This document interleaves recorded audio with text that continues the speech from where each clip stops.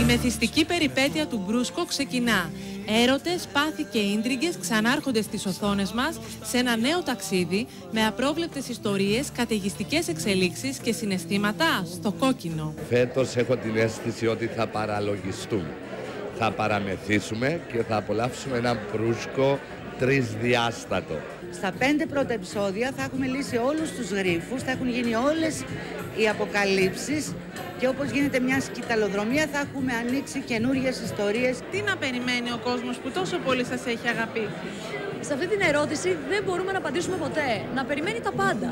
Έχουν μπει πρόσωπα στη σειρά καινούρια, δυναμικά, και τα δυναμικά πρόσωπα φέρνουν και ανατροπές.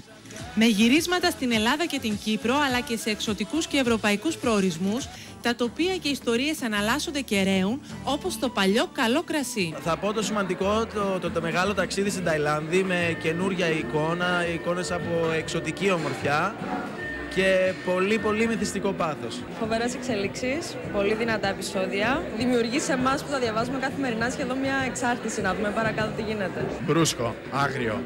Και νομίζω ότι φέτος γίνεται ακόμα πιο περίπλοκο, πολύπλοκο. Παντρεύονται ιστορίες περισσότερο. Κατσικάκι Μπρούσκο εμπνεύστηκε η Αργυρό Μπαρμπαρίγου, δένοντας υλικά από την Κρήτη και την Κύπρο με σιτιακό μπρούσκο.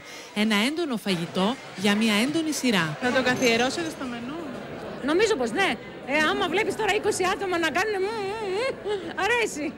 Μια φροντισμένη παραγωγή που επανέρχεται εμπλουτισμένη με εκπλήξεις κάθε λογής. Είναι η δεύτερη χρονιά, η ιστορία, η παραγωγή, νέοι συντελεστές, νέοι ηθοποιοί, νέοι ρόλοι.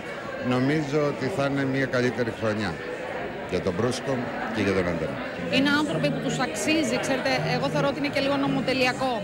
Άνθρωποι που δουλεύουν τόσο πολύ και το αγαπάνε τόσο πολύ, τους αξίζει να πετυχαίνουν.